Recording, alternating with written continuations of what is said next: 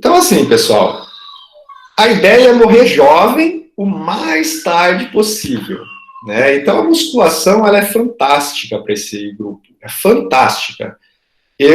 Se você pegar 10 estudos sobre idosos e exercício físico, você vai perceber que é unanimidade que a musculação traz os melhores benefícios. Quando eu digo os melhores benefícios, é porque a musculação oferece exatamente o que o idoso perde.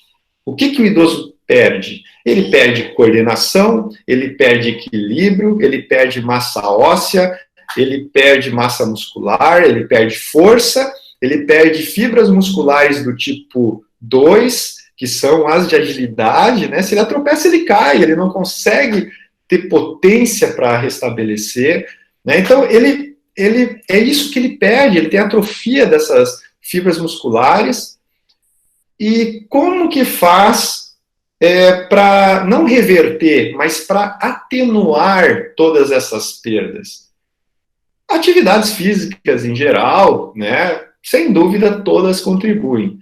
Mas a musculação em especial, pessoal, tem os melhores resultados. Então, ela aumenta a massa óssea, aumenta a massa muscular, a força, o equilíbrio, diminui um monte os riscos de quedas, né? E, infelizmente, pessoal, a cada 3 idosos que caem e quebram um osso, ou o fêmur ou do quadril, de 3, um nunca mais vai andar. Tá? Então, é uma coisa muito séria um idoso cair e fraturar um fêmur ou um osso do quadril. E por que fratura? Primeiro, porque cai. Né? Se tivesse mais força, equilíbrio, coordenação, evitaria quedas, pelo menos uma parte. E segundo, porque tem osso fraco, tem osteoporose, precisa fazer tensão, tração nesse osso, precisa fazer força. Então, se a pessoa faz caminhada, faz dança, faz um monte de coisas, legal, para a saúde é muito bom também, para o social e tal. Mas eu pergunto, essa pessoa fez força caminhando? Fez força dançando? Se não fez força, ela precisa fazer força.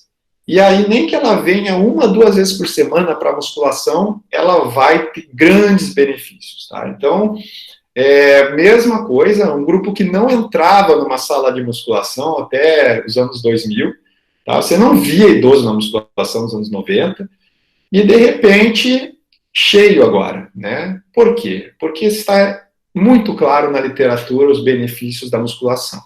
Tanto que eu gosto dessas duas frases que estão ali embaixo, né? Que a musculação é um investimento que a pessoa está fazendo, né? Para esse grupo, então, né? Ela está investindo na velhice dela. E outra coisa é uma ótima escolha que a pessoa faz. Né? Vamos lá. Quando a gente olha esse gráfico, a gente percebe algumas mudanças na força com a idade. Aqui é o pico de força da extensão do joelho, tá? Então, assim, ó, a gente percebe já em vermelho os destreinados e em azul os treinados. A gente percebe que quem treina vai ter mais força em todas as fases da vida, tá? Quem treina tem mais força sempre, né? Outra coisa que a gente percebe, o pico de força, em qualquer das situações, treinando ou não treinando, vai ser por volta dos 30 anos. Então, é com 30 anos que a gente é mais forte, não é com 20 e nem com 40, é com 30. Tá? Então, por volta dos 30 anos, você tem mais força. Outra coisa que a gente percebe, que a força vai caindo depois dos 30 e se mantém caindo suavemente até os 60 e depois mais fortemente, né? Mas nesse grupo também segue esse padrão. Só que esse suavemente já é uma queda intensa depois dos 30, o grupo destreinado. E depois dos 60, então, despenca a força.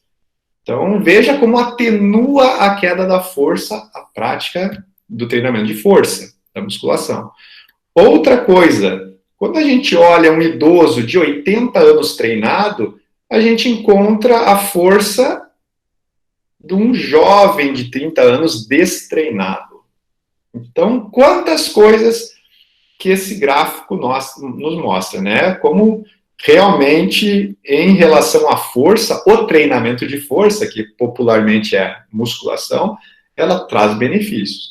Mas não são só esses benefícios, tá? A musculação, ela ajuda na saúde de forma geral. E quando se fala de força, nem se fala, então, né? A gente percebe aqui.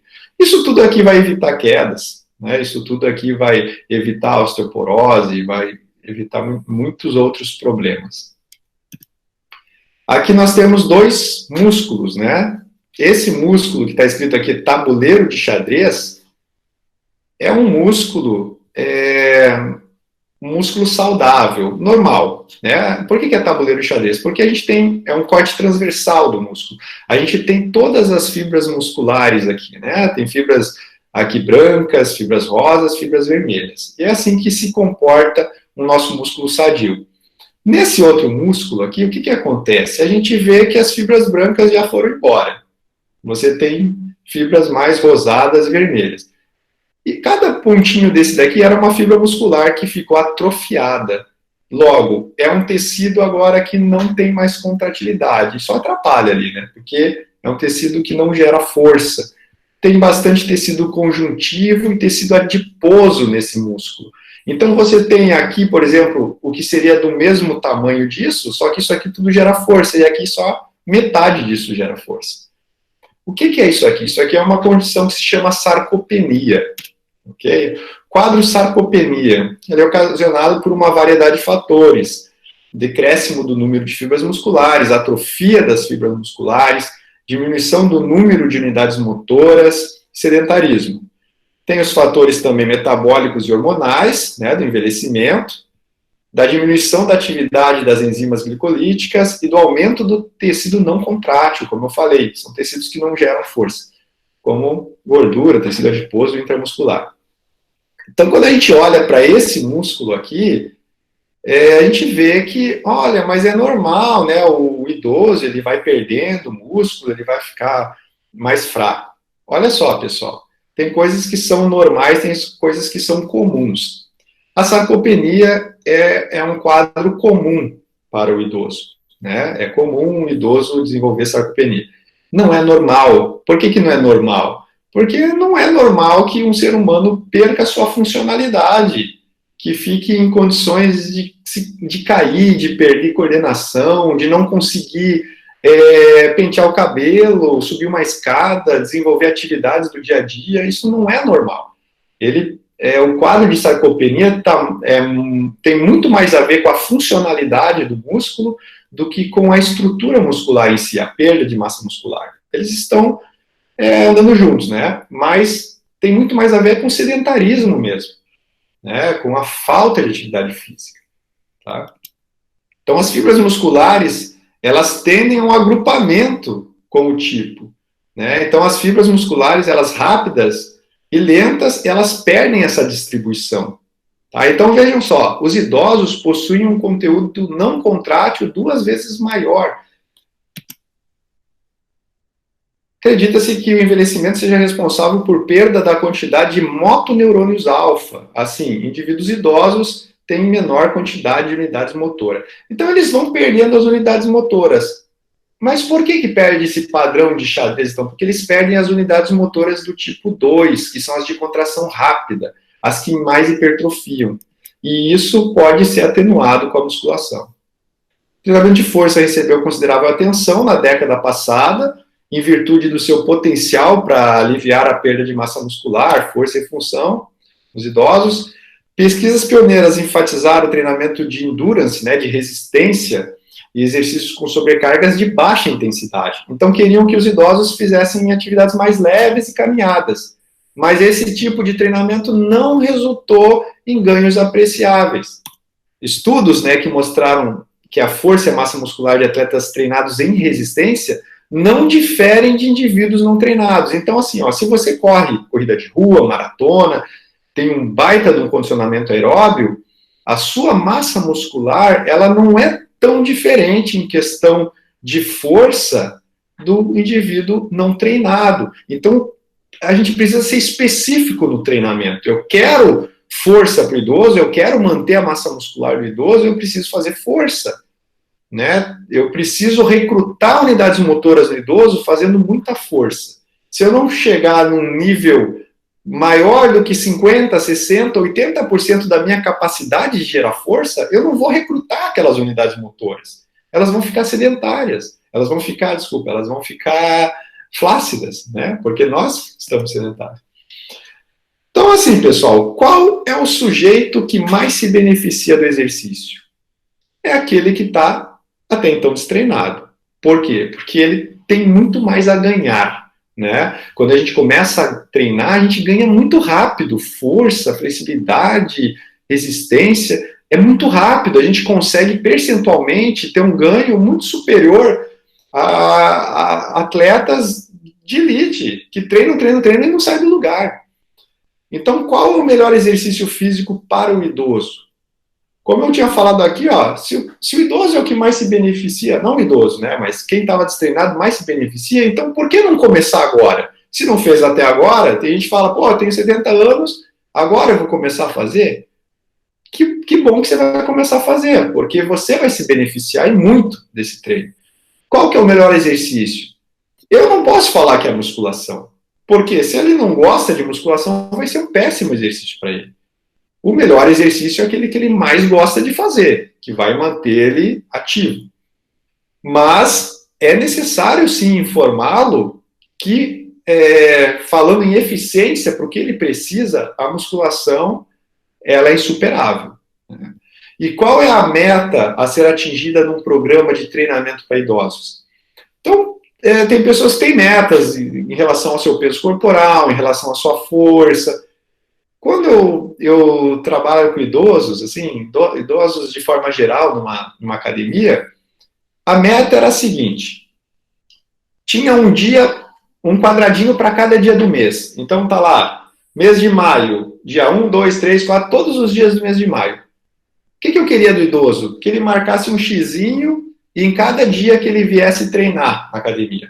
Meu objetivo era ter o máximo de X possíveis. Só.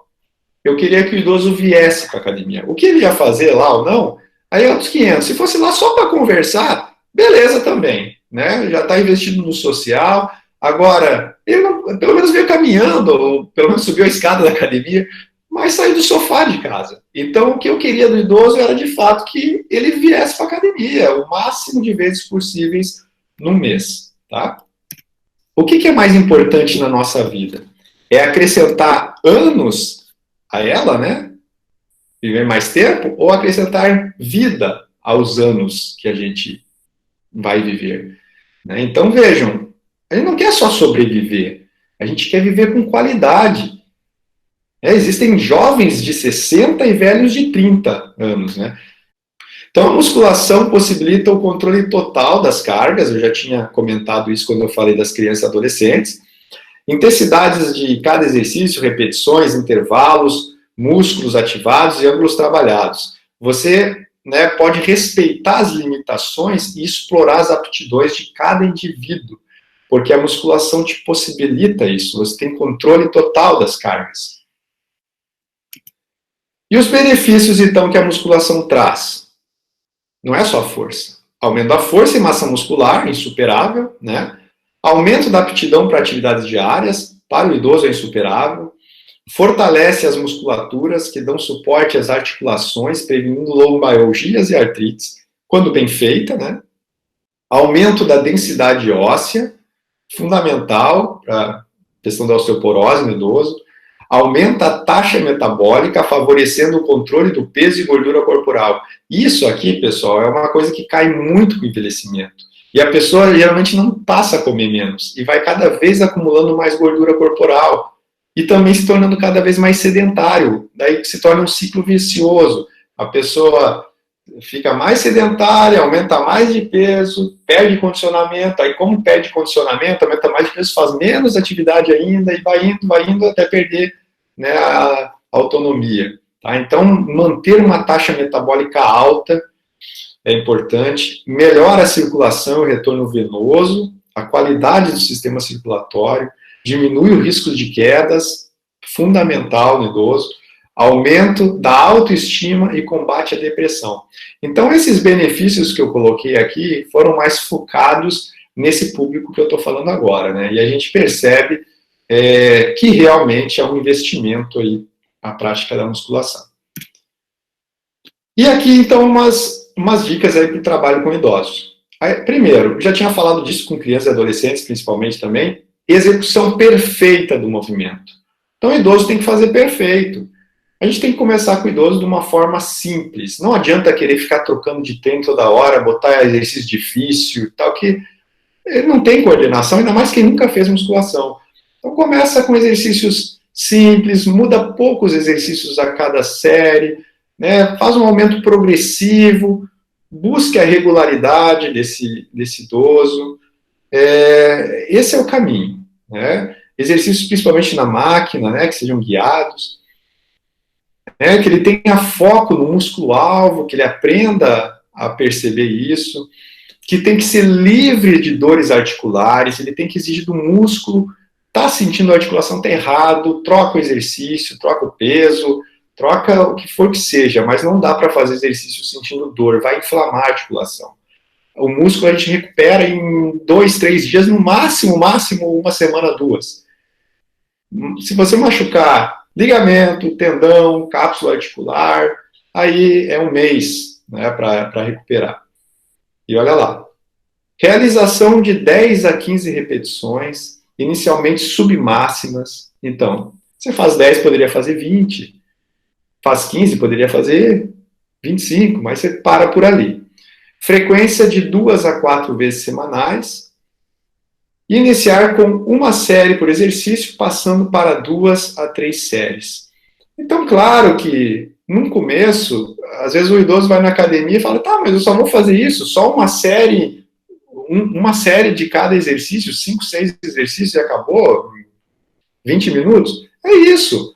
Faz um alongamento, faz uma caminhada. Não precisa, só porque está matriculado na musculação, querer começar treinando 1 hora com peso. Ele não vai mais voltar, né? Vai se machucar. Então, tem que ser progressivo. Ele vai chegar lá. Ele vai passar 1 hora a fazer força com intensidade e qualidade no movimento. O aquecimento é fundamental. Até agora não tinha falado de aquecimento para ninguém, né? Embora seja muito importante. Mas é fundamental para o idoso. Tá? Ele promove melhor desempenho no treinamento e previne lesões. Tá? Então, não é o alongamento que vai prevenir lesões. Não é o alongamento que aquece. É o aquecimento. Eu preciso aumentar a temperatura corporal, aumentar a frequência cardíaca, diminuir a viscosidade do líquido sinovial nas articulações, né? Fazendo com que fiquem melhor lubrificadas. Eu preciso liberar hormônios próprios do exercício, consumo de oxigênio, suor. Eu preciso colocar o idoso na condição de exercício. Tá? Isso vai prevenir lesões. Isso vai fazer com que ele tenha, né, uma performance melhor aí no treino. Professor, poderia responder a pergunta do Vinícius, que eu acho muito importante para nós e de relevância? Esses aquecimentos podem ser exercícios de estabilidade, mobilidade, ou reproduzir os movimentos dos exercícios sem peso? Qual o mais adequado ou a combinação delas é boa? Tá, olha só.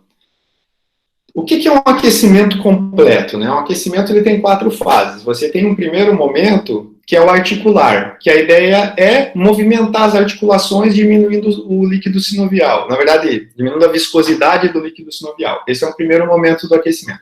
Segundo, aumentar a temperatura corporal, aumentar a frequência cardíaca. Qual o objetivo? Então, é daquela corridinha, esquentar o organismo, né? Um terceiro momento seria o próprio alongamento, né? Exigir da amplitude articular. E um quarto momento específico, que seria reproduzir o exercício, só que numa intensidade menor, mas exatamente o mesmo padrão. Isso seria um aquecimento completo. Agora, se eu falar o que é mais importante disso tudo? Sem dúvida, é o número 4, é o específico. Tá? Então, sem dúvida, se você for para uma academia de musculação, você vai fazer agachamento. E aí você corre, faz alongamento, não sei o quê, você vai lá fazer o agachamento, o que, que vai acontecer? Você pode se machucar. Você não vai estar aquecido, mas eu estou quente e tal. Você fez agachamento antes? Com uma carga menor, com amplitude? Isso, de fato, é um aquecimento específico para a musculação.